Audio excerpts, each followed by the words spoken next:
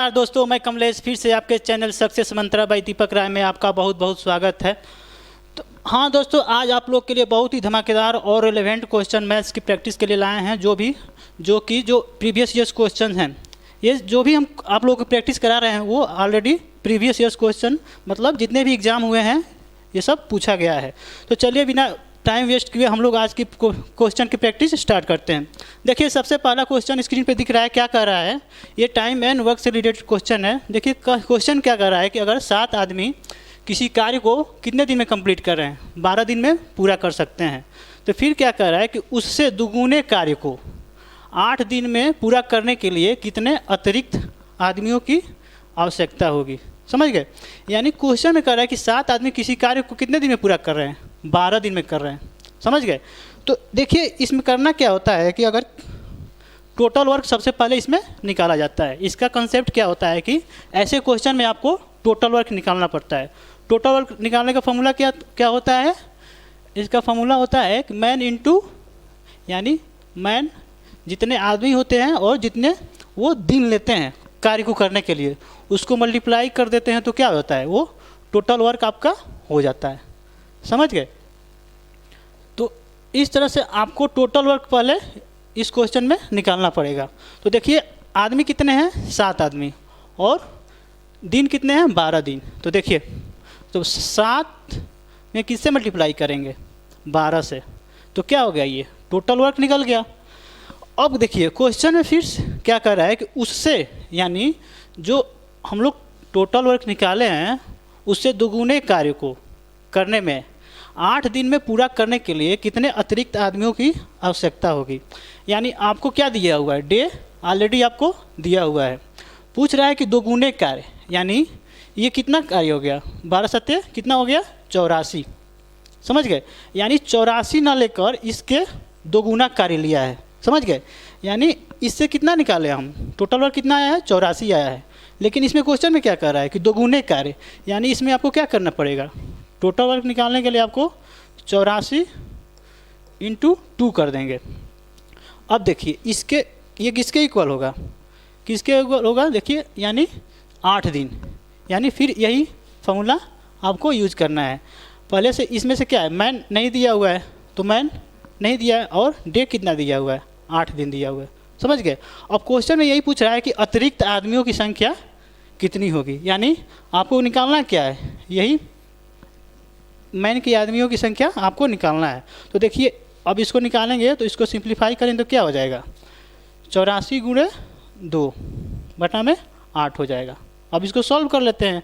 m की value निकल जाएगी, यानी 2 सत्ते 2 चौके 8, और कितने बार में जाएगा? 21 चौक 84। यानी आपको मैन कितने आ गए? 84 आ गए। सॉरी, कितने आ गए आपके मैन?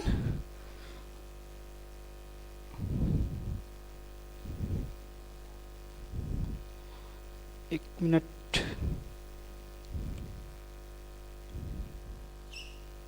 देखिए मैन की वैल्यू कितनी आ गई? 21 आ गई।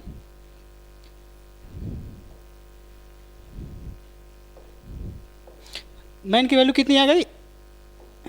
21 आ गई। समझ गए? अब देखिए क्वेश्चन में क्या कर रहा है कि अतिरिक्त आदमियों की संख्या आपको बताना है। यानी सबसे शुरू में आदमी कितने थे? 7 आदमी थे, लेकिन आदमी कितने आए?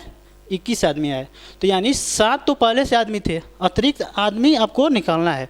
यानी 7 इसमें से आपको क्या करना पड़ेगा? माइनस करना पड़ेगा। तो 21 में से 7 माइनस करेंगे तो कितना आ जाएगा? 14 आ जाएगा। यानी अतिरिक्त आदमी कितने हो गए? 14 आदमी हो गए। समझ गए? तो इस तरह से आपका राइट आंसर क्या हो जाएगा? ऑप्शन नंबर से ही आपका राइट आंसर हो जाएगा, यानी ऑप्शन सी आपका करेक्ट आंसर हो जाएगा। आई होप आप लोग समझ गए हैं दोस्तों। तो हाँ, अगर वीडियो को लाइक नहीं किए तो ज़्यादा से ज़्यादा वीडियो को लाइक करें, क्योंकि ज़्यादा जैसे हम लोग को लाइक कीजिएगा वैसे हम मोटिवेट होंगे, वैसे आप लोगों के लिए अच्छे क्वेश्चन की प्रैक्टिस की सेट हम लोग लाएंगे। तो देखिए आप लोग वीडियो को लाइक और शेयर करने में कंजूसी मत कीजिए। ज़्यादा से ज़्यादा वीडियो को लाइक और शेयर कीजिए ताकि इससे ज़्यादा लोग इससे क्या करें? इसका एडवांटेज उठा सकें। तो चलिए हम लोग नेक्स्ट क्वेश्चन की ओर बढ़ते हैं। देखिए नेक्स्ट क्वेश्चन क्या कह रहा है?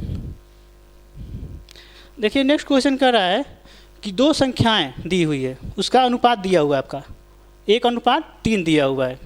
कह रहा है कि यदि उनका योगफल कितना है 240 है, यानी दो संख्या का अनुपात दिया हुआ है और फिर क्वेश्चन क्या कर रहा है कि उनका योगफल कितना है 240 है, तो पूछ रहा है कि उनका अंतर कितना होगा, यानी आपको डिफरेंस निकालना है। जो दो संख्या दी हुई है उसका आपको क्या निकालना है, अंतर निकालना है। तो सबसे पहले देखिए इसका ये रेशियो दिया हुआ है, मान लेते हैं कि ए और बी कोई संख्या है, इसका रेशियो कितना हो गया 1:3 हो गया, समझ गए। तो कह रहा है कि इसका योगफल यानी इसको ऐड कर दे रहे हैं, ऐड करने के बाद कितना आएगा 1 + 3 = 4 और 4 की वैल्यू कितनी दी हुई है 240 दी हुई है, समझ गए। अकॉर्डिंग टू क्वेश्चन आपको इसका योगफल कितनी दी हुई है, यानी 4 को किसके इक्वल कर देंगे 240 के इक्वल कर देंगे, समझ गए। यानी 4 पार्ट किसके इक्वल हो गया 240 के, तो एक पार्ट की कितना हो जाएगा, इसको डिवाइड कर देंगे 4 × 6 = 24 यानी 60 हो जाएगा। अब देखिए क्वेश्चन में क्या कर रहा है कि उसका अंतर कितना होगा, यानी देखिए रेशियो 1:3 दिया हुआ है, अगर हम इसका अंतर निकालेंगे तो बड़ा वाला कितना है 3 है और छोटा वाला 1 है, तो 3 - 1 कर देंगे तो यही तो इसका अंतर हो जाएगा, यानी 3 - 1 कर देंगे तो कितना आ जाएगा 2 आ जाएगा। तो वही 2 की वैल्यू आपको क्या करना है, मालूम करनी है। तो यानी एक पार्ट की वैल्यू 60 है तो दो पार्ट की वैल्यू क्या हो जाएगी 60 × 2 यानी 120 क्या हो जाएगी, उसके संख्या के अंतर जो भी संख्या है उसका अंतर कितना हो जाएगी 120 आ जाएगी। आई होप आप लोगों को कोई दिक्कत नहीं होगी, बहुत ही सिंपल क्वेश्चन है लेकिन क्या है बहुत ही इंपॉर्टेंट क्वेश्चन। बस आप लोगों को क्या करना है, इसमें कंसेप्ट आपको क्लियर करना है, समझ गए। कोई भी क्वेश्चन छोटा नहीं होता है, क्वेश्चन छोटा या बड़ा मेन कंसेप्ट होती है। अगर आपको कंसेप्ट क्लियर है तो वही क्वेश्चन क्या हो जाती है, इसी में कुछ और ऐड कर देगा तो वही क्वेश्चन बड़ी बन जाती है। तो इसमें सबसे पहले आपको प्रायोरिटी क्या देना है कि आपको कंसेप्ट को क्लियर करना है, उसके बाद क्वेश्चन को आगे सॉल्व करना है। तो इस तरह से आपका राइट आंसर क्या हो जाएगा, ऑप्शन नंबर ए आपका क्या हो जाएगा, राइट आंसर हो जाएगा। चलिए फिर तो नेक्स्ट क्वेश्चन की हम लोग आगे बढ़ते हैं। देखिए नेक्स्ट क्वेश्चन क्या कह रहा है, कह रहा है कि यदि किसी वस्तु के क्रय मूल्य पर, बहुत ही इंपॉर्टेंट क्वेश्चन है ये, अक्सर ऐसे क्वेश्चन पूछे ही जाते हैं। ये एसएससी सीजीएल हुआ या जो भी अभी एनटीपीसी क्वेश्चन हो रहे हैं, अभी एग्जाम हो रहे हैं, ऐसे क्वेश्चन आपसे प्राय पूछे ही जा रहे हैं। तो आप लोग इसको अच्छे से समझिएगा। देखिए किसी वस्तु के क्रय मूल्य पर 20% का लाभ है, यानी क्रय मूल्य पर 20% का लाभ हो रहा है, तो कह रहा है कि उसके विक्रय मूल्य पर आपको परिकलन करने पर लाभ की प्रतिशत आपको क्या होगी। देखिए आप लोग जानते हैं किसी वस्तु का अगर हम लाभ या हानि % निकालते हैं तो किस पे निकालते हैं, क्रय मूल्य पे निकालते हैं। वही हमको क्या दिया है क्वेश्चन में गिवन है, क्रय मूल्य पे ही निकाला है। लेकिन आपसे पूछा क्या है क्वेश्चन में कि विक्रय मूल्य पर अगर हम लाभ निकालें तो कितना % होगा, समझ गए। तो देखिए ऐसे क्वेश्चन में आपको कुछ नहीं करना है, जैसे बता रहे हो ना वैसे आपको समझना है। देखिए पहले जो दिया हुआ उसको लिखिए, 20% क्या होता है। अगर 20% को आप लिखेंगे तो क्या लिखेंगे, तो 20/100 लिख देंगे। 20% को यही लिखते हैं ना, तो 20/100 लिखेंगे तो क्या हो जाएगा 1/5 हो जाएगा, समझ गए। अब देखिए जो नीचे वाली वैल्यू होती है ये क्या होती है, क्रय मूल्य होती है, समझ गए। तो यानी ये क्या हो जाती है, ये इसी को ये क्रय मूल्य हो जाती है, क्रय मूल्य हो जाती है। तो इसी के रेस्पेक्ट में क्या कर रहा है, ये क्या होता है प्रॉफिट हो रहा है ना, लाभ हो रहा है।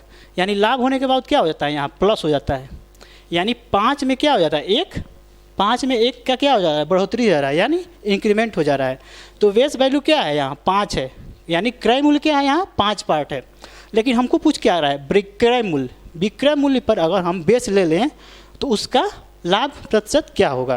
तो देखिए यहाँ अगर विक्रय मूल्य निकालेंगे तो +1 करना पड़ेगा, यानी 5 पे 1 का क्या हो रहा है % यानी लाभ हो रहा है।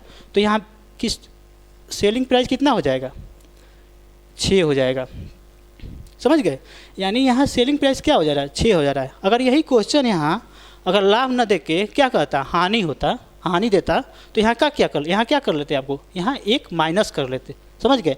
और यहाँ यहाँ विक्रय मूल्य की वैल्यू क्या हो जाती है, 5 में से 1 क्या कर देंगे, माइनस कर देंगे, यानी 4 हो जाती। लेकिन यहाँ क्या दिया हुआ है, आपको लाभ दिया हुआ है, तो यहाँ माइनस नहीं करेंगे, यहाँ प्लस कर देंगे। जो भी ऊपर वाली वैल्यू होती है क्या होता है, उसको प्लस कर देते हैं। अगर हानि होता तो यहाँ माइनस कर देते हैं, तो माइनस कर देते तो यहाँ 4 आ जाता, यानी विक्रय मूल्य क्या यहाँ आ गया आपका 6 आ गया। समझ गए?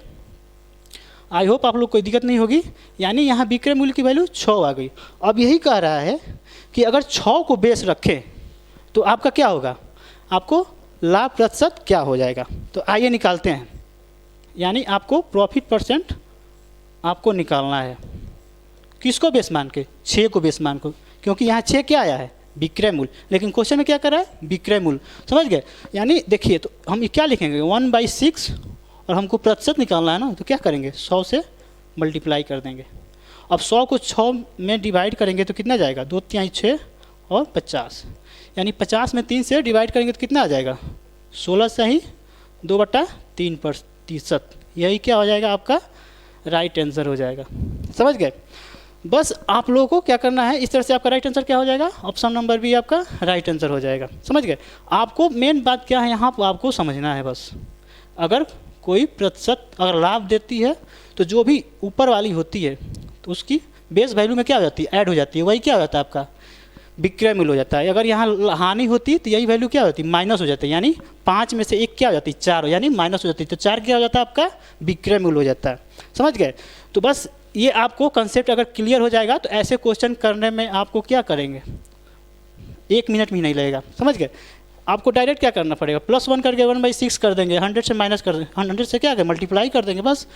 तो ऐसे क्वेश्चन में आपको क्या करना पड़ेगा, कंसेप्ट क्लियर कर लीजिए। समझ गए?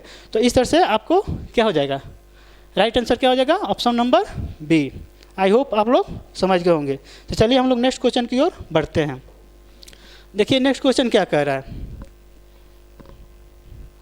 देखिए नेक्स्ट क्वेश्चन क्या कह रहा है कि 2 संख्याओं का मस तथा लस क्रमशः कितना दिया हुआ है, 12 और 336 दिया हुआ है। समझ गए? यानी मस कितनी वैल्यू है, 12, और लस की वैल्यू कितनी है, 336 है। यदि उनमें से एक संख्या की वैल्यू कितनी दी हुई है, 84 दी हुई है, तो आपको दूसरी संख्या क्या करना है, फाइंड आउट करनी है। देखिए इसका डायरेक्ट फार्मूला होता है, आप नंबर सिस्टम लस मौसम पढ़े होंगे, इसका डायरेक्ट फार्मूला क्या होता है कि अगर ऐसी क्वेश्चन रहे मस इंटू लस किसके इक्वल हो जाएगा, इक्वल टू पहली नंबर गुणे दूसरी नंबर। समझ गए? ये पहली नंबर है और ये दूसरी नंबर है, इसका मल्टीप्लिकेशन पहली नंबर और दूसरी नंबर की मल्टीप्लिकेशन क्या होता है, इक्वल होता है। तो इसमें देखिए इसमें किसकी किसकी वैल्यू दी हुई है उसको रख लेना है, और जो वैल्यू नहीं दी हुई है उसको क्या करना है, फाइंड आउट कर लेना है। तो देखिए मसा की वैल्यू 12 है और लसा की वैल्यू 336 है, तो इसमें रखते हैं 12 गुणे 336 इक्वल टू, अब देखिए पहली संख्या कितनी दी हुई है, 84, यानी 84 मान लेते हैं, और सेकेंड संख्या आपको क्या करना है, निकालनी है, यानी सेकेंड संख्या आपको निकालनी है। तो बस कुछ नहीं करनी है, आपको सॉल्व कर लेनी है। देखिए कैसे करते हैं सॉल्व इसको, 12 × 336 बता में 84, यानी इसको कैंसिल आउट करेंगे तो 12 सते 84। अब देखिए 7 से कैंसिल करते हैं, 7 चौक 28 और 7 वाड़े 56, यानी आपका सेकेंड नंबर क्या आ जाएगी, 48 आ जाएगी। तो इस तरह से आपका राइट आंसर क्या हो जाएगा, ऑप्शन नंबर बी आपका राइट आंसर हो जाएगा। देख रहे हैं, इसमें कुछ नहीं करनी है, ये आपको फार्मूला याद कर लेनी होती है। एक क्वेश्चन तो हमेशा ऐसे क्वेश्चन आता ही रहता है इस फार्मूले से, अभी जितने भी एग्जाम होते हैं ऐसे इससे क्वेश्चन हमेशा आता रहता है।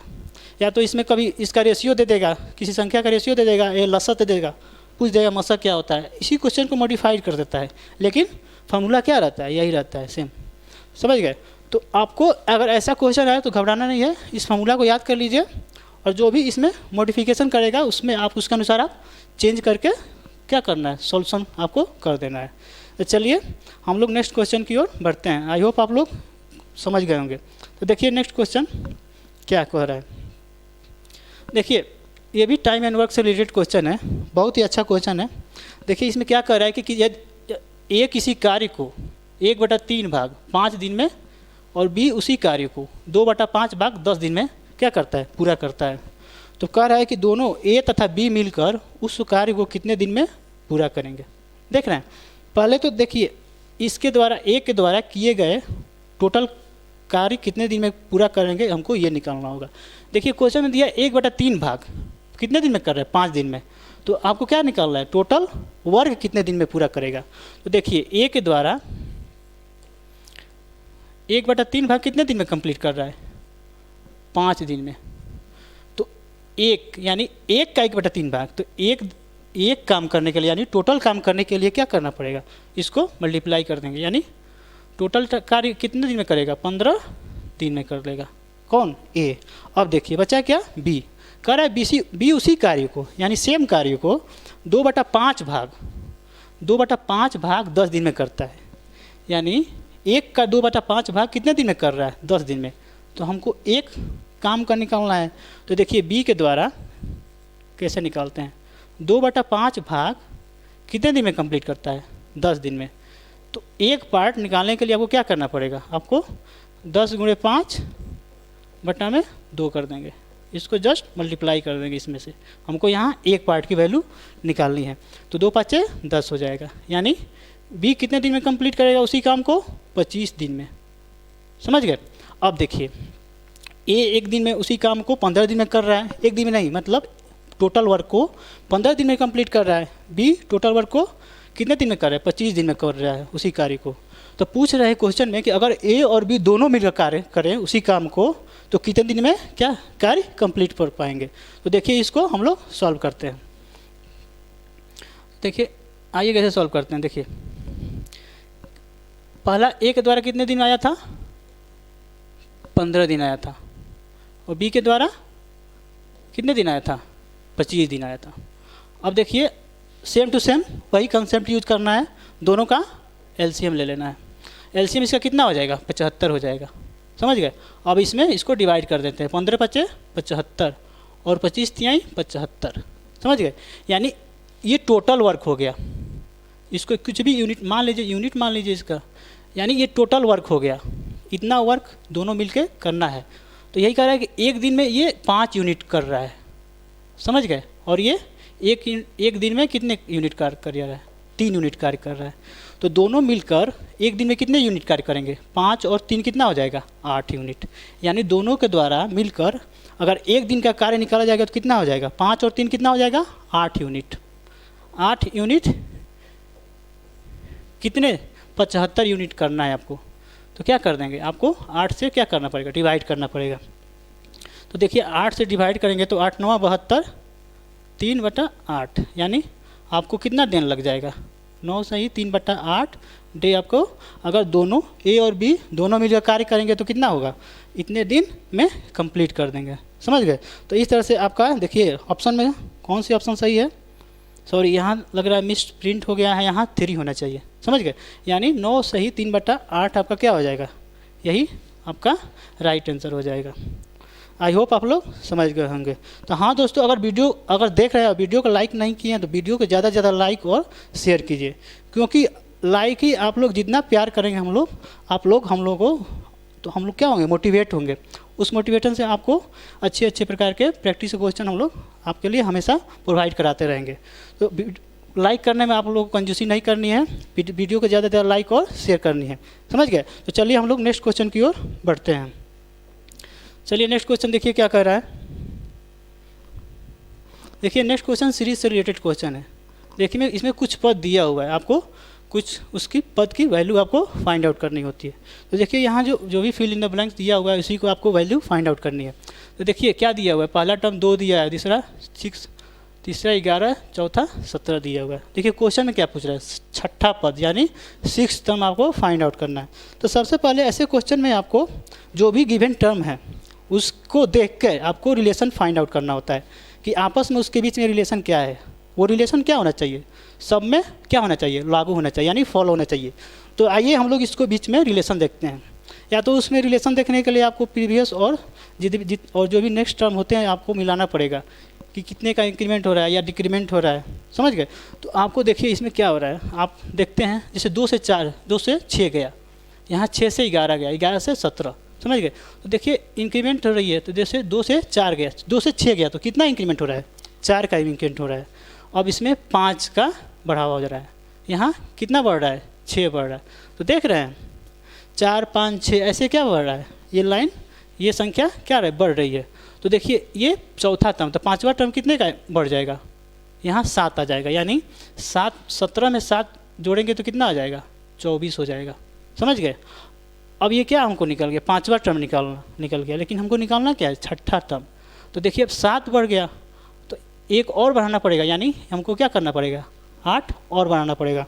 तो यानी 24 में 8 ऐड करेंगे तो कितना आ जाएगा, 32 आ जाएगा। समझ गए। यही पद आपको क्वेश्चन में क्या करना है, निकालना है। तो इस तरह से आपका राइट आंसर क्या हो जाएगा, ऑप्शन नंबर सी आपका राइट आंसर हो जाएगा। देखिए कितना, बस आपको इसमें रिलेशन फाइंड आउट करना होता है। अगर आप रिलेशन पिकअप कर लिए तो क्वेश्चन विदिन सेकेंड हो जाएगा। अगर आप फाइंड नहीं कर पाए तो आपको क्या हो जाएगा, ये टाइम टेकन क्वेश्चन होता है। समझ गए। तो इससे ये सब क्वेश्चन प्रैक्टिस करने से आता है। जितना आप प्रैक्टिस करेंगे आपको ऑटोमेटिक रिलेशन आपको देखते ही देखते क्वेश्चन क्या हो जाएगा, मालूम हो जाता है। समझ गए। तो चलिए हम लोग नेक्स्ट क्वेश्चन की ओर बढ़ते हैं। देखिए नेक्स्ट क्वेश्चन क्या कह रहा है, देखिए ये कंपाउंड इंटरेस्ट और सिंपल इंटरेस्ट का ये मिक्सअप क्वेश्चन है। देखिए क्वेश्चन क्या कर रहा है, किसी धनराशि पर 20% वार्षिक दर पर 2 वर्षों के साधारण ब्याज और क्या कर रहा है, चक्रवृद्धि ब्याज का अंतर कितना दिया हुआ है, 48 रुपया दिया हुआ है। तो पूछ रहा है कि वह धनराशि कितनी थी, यानी शुरू में हम जो धनराशि लिए थे उसी की वैल्यू आपको क्या करना है, फाइंड आउट करना है। तो देखिए इसमें क्या दिया हुआ है, 20% क्या दिया हुआ, यानी दर दिया हुआ, यानी आपको रेट दी हुई है। और क्या दिया हुआ है, 2 वर्ष, यानी आपको टाइम भी दी हुई है। समझ गए। तो देखिए इसका डायरेक्ट फार्मूला होता है, अगर कंपाउंड इंटरेस्ट और सिंपल इंटरेस्ट का डिफरेंस 2 वर्षों के लिए निकालना होता है, यानी क्या चक्रवृद्धि ब्याज और साधारण ब्याज के 2 वर्षों का अंतर आपको निकालना होगा। तो उसका डायरेक्ट फार्मूला क्या होता है, आइए हम अब करते हैं। देखिए डिफरेंस डिनोट करते हैं कितने, 2 ईयर्स का, किसका, CI और SI का। इसका डायरेक्ट फार्मूला क्या होता है कि P × R/100 का होल स्क्वायर होता है। समझ गए। यही डायरेक्ट फार्मूला होता है। ये डिफरेंस की वैल्यू आपको क्या दिया हुआ है, गिवन है। R की वैल्यू क्वेश्चन में दिया हुआ है, टाइम की वैल्यू, चलिए इसमें टाइम, इसमें इसका यूज ही नहीं है, 2 वर्षों के लिए डायरेक्ट फार्मूला होता है। तो देखिए R की वैल्यू दी हुई है, आपको वैल्यू P की वैल्यू आपको क्या निकालना है, यानी प्रिंसिपल यानी मूलधन की वैल्यू आपको यही क्वेश्चन में पूछ रहा है। तो डायरेक्ट फार्मूला पर रख के आप लोग क्या करते हैं, इसको निकाल सकते हैं। तो देखिए इसकी वैल्यू 48 दी हुई है, यानी 48 रख दिए। P की वैल्यू नहीं दी हुई है तो ऐसे रख लिए। और R की वैल्यू क्या है, 20 बटा में 100, इसका क्या कर देंगे, स्क्वायर कर देंगे। तो 20 × 100, यानी 1/5 का क्या हो जाएगा, स्क्वायर हो जाएगा। तो 1/5 का स्क्वायर यानी क्या लिख सकते हैं यहाँ, P/25 यानी 48।